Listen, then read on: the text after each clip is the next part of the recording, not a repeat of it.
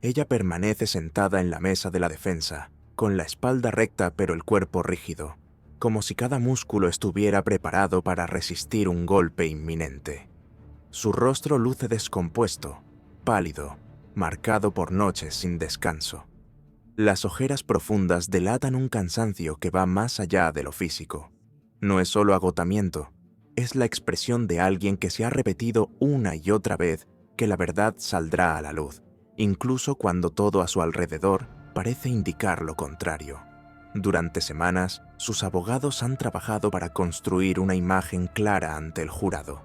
La han presentado como una madre soltera, golpeada por la desgracia, una mujer que perdió a su hija en lo que describen como un evento doméstico inesperado y devastador. Un hecho que ocurrió en cuestión de segundos y que, según la defensa, transformó un día común de verano en una tragedia irreversible. La narrativa oficial sostiene que ella hizo todo lo que estuvo a su alcance para auxiliar a su pequeña, que actuó por instinto, con desesperación, con amor. Pero el tribunal no solo escucha versiones, examina detalles, y en este caso, cada minuto de aquella tarde se convierte en una pieza clave de un rompecabezas que divide opiniones desde el primer día. Era la mañana del 8 de agosto. El verano estaba en su punto más intenso. Las temperaturas superaban con facilidad los límites habituales y el calor se sentía incluso dentro de la vivienda. Amanda Louis se había levantado temprano. Sus dos hijos ya estaban despiertos, Adriana Elajuau, de 7 años, y su medio hermano, Ayota, de 6. Ambos estaban sentados frente al televisor, absortos en caricaturas infantiles, mientras el día comenzaba a avanzar con lentitud. Amanda llevaba semanas agotada. Tenía planes para esa tarde. Pensaba llevar a los niños a comprar útiles escolares antes del inicio del nuevo ciclo académico. Era una rutina sencilla, una de esas actividades que forman parte de la normalidad de cualquier familia. Sin embargo, el cansancio la alcanzó antes de lo previsto. Decidió aprovechar un momento para adelantar tareas domésticas y poner ropa a lavar. Necesitaba unos minutos de respiro. Fue entonces cuando los niños expresaron un deseo distinto. Querían nadar.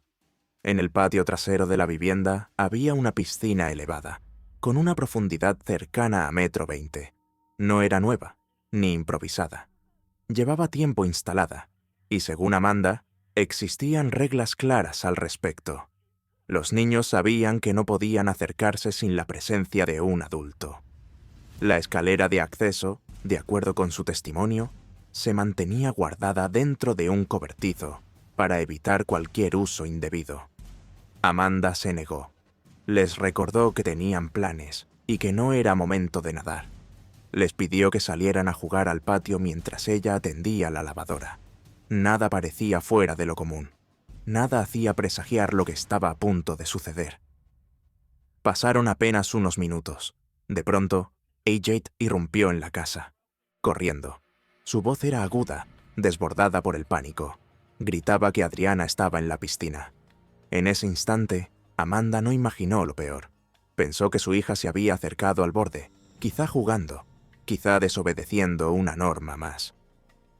Le indicó a AJ que le dijera que saliera de inmediato. Sin embargo, algo la hizo mirar hacia el patio. Desde la puerta trasera pudo ver a AJ agachado junto a la piscina.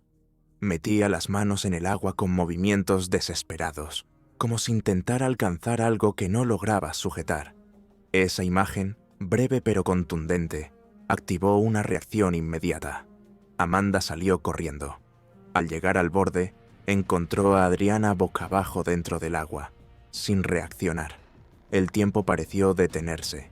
Sin pensar en nada más, Amanda se inclinó, estiró el cuerpo todo lo que pudo y logró sacar a su hija. La colocó en el suelo del patio y comenzó maniobras de auxilio improvisadas, intentando devolverle la respiración, llamando su nombre, suplicando una reacción que no llegaba. Cuando comprendió que no podía sola, tomó el teléfono y realizó la llamada que marcaría el inicio de un proceso judicial que se extendería por años. Eran alrededor de las 2:39 de la tarde cuando el servicio de emergencias recibió el aviso. Los equipos de auxilio llegaron poco después. Intentaron reanimar a la niña, pero el desenlace ya estaba definido. Adriana tenía 7 años. Lo que comenzó como un día ordinario terminó convirtiéndose en un caso que sacudiría a toda la comunidad. En un primer momento, las autoridades consideraron el hecho como un incidente doméstico desafortunado. No se acordonó la escena de inmediato, ni se recopilaron pruebas con el rigor que suele acompañar investigaciones más complejas. La piscina fue desinflada por familiares, se movieron objetos del patio, se alteró el entorno sin que nadie lo impidiera. Días después, cuando surgieron dudas, el lugar ya no era el mismo. Pero las preguntas comenzaron a acumularse. El eje central del caso giraría, de manera inesperada, alrededor de AJ. El niño tenía apenas 7 años cuando subió al estrado. Su estatura apenas le permitía asomar la cabeza por encima del borde del estrado de los testigos. Su voz era suave, a veces insegura. Frente a él, una sala llena de adultos aguardaba cada palabra como si se tratara de una pieza determinante. La fiscalía lo presentó como testigo clave. La defensa reaccionó de inmediato. Argumentó que un niño de esa edad no podía ser considerado una fuente confiable. Señalaron que Amanda había dicho en múltiples ocasiones que Ajay solía inventar historias, como muchos menores de su edad. Aseguraron que sus declaraciones habían cambiado en numerosas oportunidades y que su relato no era consistente. De hecho, durante el proceso, se documentaron hasta 14 versiones distintas de los hechos ofrecidas por el menor en diferentes momentos. La defensa llevó expertos en psicología infantil que explicaron que los niños pequeños pueden ser fácilmente influenciables, especialmente en contextos de presión emocional y entrevistas reiteradas. A pesar de ello, el tribunal permitió que su testimonio se mantuviera como pieza central del caso. La fiscalía sostenía que lo ocurrido no había sido un simple descuido. Apuntaba a una conducta deliberada, a un acto intencional motivado por el agotamiento, la frustración y una relación conflictiva entre madre e hija.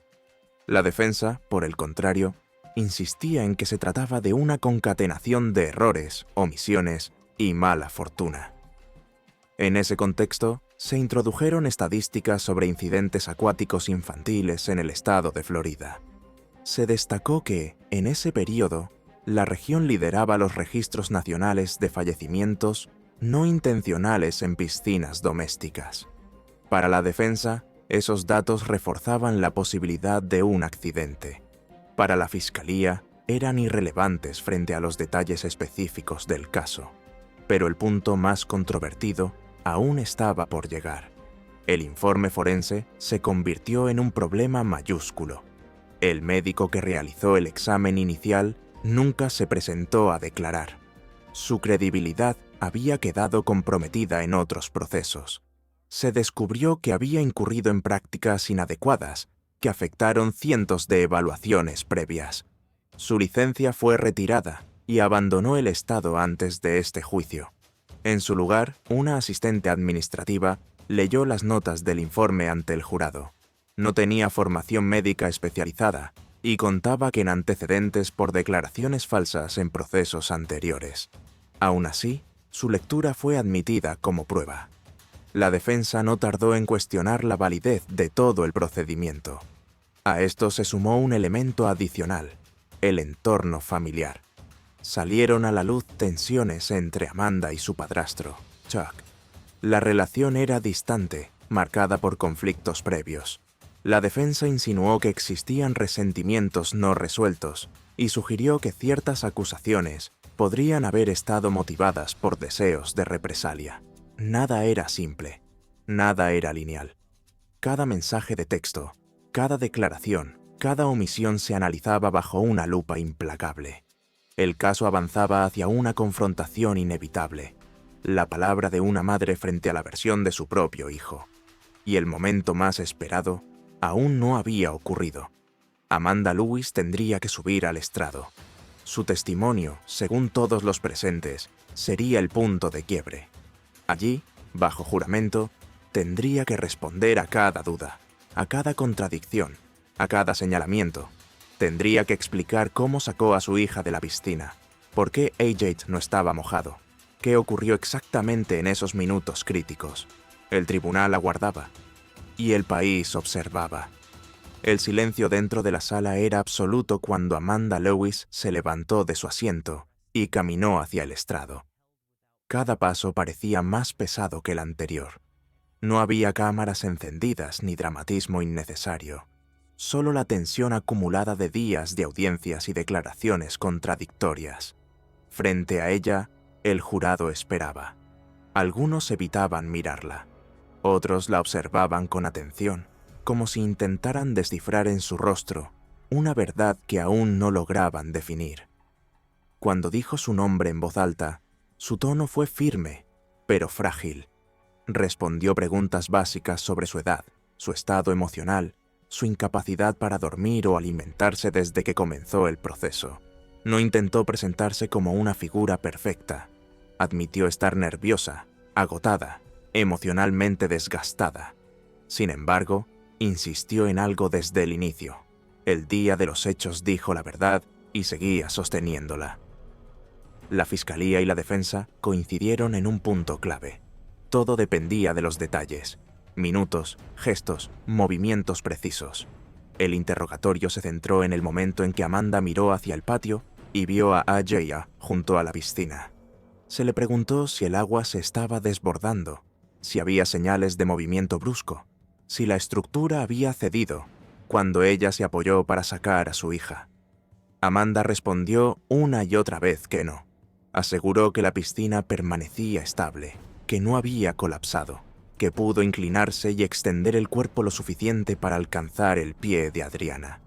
Explicó cómo la trajo hacia ella, cómo la giró y la sacó del agua. Describió con detalle el momento en que la colocó en el suelo y comenzó maniobras básicas de auxilio, aún reconociendo que no tenía práctica real, pese a haber recibido formación teórica en el pasado. Cada respuesta era evaluada con lupa. Se abordó también su estilo de crianza. La fiscalía sugirió que era una madre estricta, con poca tolerancia al comportamiento inquieto de su hija. Amanda no negó que intentaba imponer normas claras. Dijo que solo buscaba educarlos, protegerlos, darles estructura. Admitió que Adriana era obstinada, intensa, difícil de controlar en ocasiones. Fue entonces cuando surgieron episodios previos que marcaron un antes y un después en la percepción del jurado.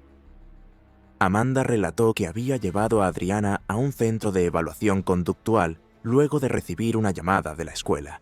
Explicó que su hija había protagonizado una pelea con otra menor y que los especialistas recomendaron una observación breve. La niña permaneció allí varios días, no como castigo, sino como medida de apoyo, según su versión. También habló de conflictos entre Adriana y su hermano Ajet.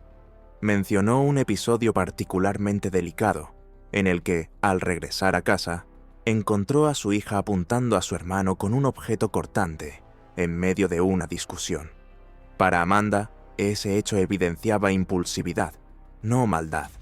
Para la fiscalía, era una señal de una relación tensa dentro del hogar. Cada palabra parecía pesar toneladas. El testimonio avanzó, pero la atmósfera se tornaba cada vez más densa. El jurado escuchaba versiones que, aunque coherentes en apariencia, chocaban con lo que habían oído previamente. La defensa insistía en que no existía una prueba directa que demostrara intención. Subrayó las fallas en la investigación inicial, la mala preservación de la escena, la ausencia del forense original y la lectura de un informe por parte de una persona sin formación médica. Aún así, la fiscalía mantenía su postura firme. Argumentó que el relato de Ajeti, pese a sus inconsistencias, ofrecía una secuencia que no podía ser ignorada. Sostuvo que los cambios en su historia eran propios de un menor que intentaba procesar un evento traumático. Reforzó la idea de que la conducta previa de Amanda con su hija sumada a las circunstancias del día, apuntaban a un acto deliberado. El juicio avanzó con rapidez inesperada. En el segundo día del proceso, ocurrió un hecho inusual. 2 miembros del jurado no regresaron a la sala. Se explicó que no podían continuar y fueron reemplazados por suplentes. La defensa manifestó su preocupación, pero el juez autorizó el cambio. El proceso siguió adelante sin interrupciones significativas. Tras 3 días de audiencias, llegó el momento de la deliberación. El jurado se retiró. No pasaron horas interminables ni jornadas completas. Bastó poco más de 60 minutos para que regresaran con una decisión. Cuando tomaron asiento, la tensión se volvió casi insoportable. Amanda apretó las manos sobre la mesa. Sus abogados intercambiaron miradas silenciosas. El veredicto fue leído con voz clara. El jurado determinó que Amanda Lewis era responsable del cargo principal y también del cargo adicional relacionado con el trato agravado hacia un menor. La decisión fue unánime. No hubo dudas expresadas en ese momento. La fecha quedó registrada. Las firmas sellaron el destino de una mujer que minutos antes aún sostenía la esperanza de ser comprendida.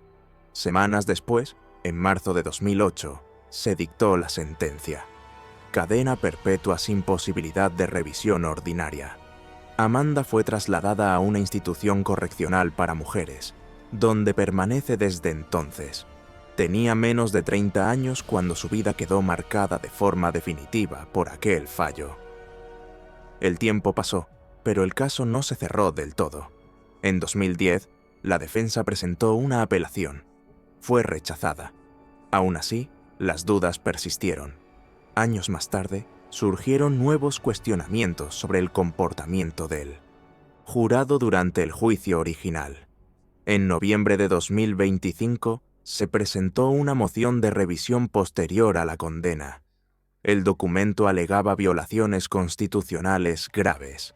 Se afirmó que un jurado fue apartado sin la presencia ni el consentimiento de Amanda, pese a haber sido considerado apto. También se denunció que otro integrante ocultó información relevante. Había escuchado a un agente declarar, fuera del proceso formal, que Amanda tenía problemas de consumo y que no debía haber sido madre. Ese jurado, además, tenía solo 17 años al momento del juicio. Las acusaciones reavivaron el debate público. Con el paso de los años, surgió un movimiento que pide la liberación de Amanda Lewis. Existen plataformas dedicadas exclusivamente a analizar su caso, señalando que las técnicas de interrogatorio aplicadas a J no cumplirían con los estándares actuales del Estado. Se cuestiona la presión ejercida sobre un menor, la repetición constante de entrevistas y la forma en que se construyó su testimonio. Mientras tanto, Amanda continúa privada de libertad, identificada dentro del sistema penitenciario como una interna más, aunque su historia sigue generando controversia. AJ, por su parte, fue adoptado por una familia de profundas convicciones religiosas. Hoy es adulto. Se desempeña como bombero y afirma haber encontrado estabilidad lejos del entorno que marcó su infancia. Mantiene su versión de los hechos y se ha negado a retomar cualquier vínculo con su madre biológica.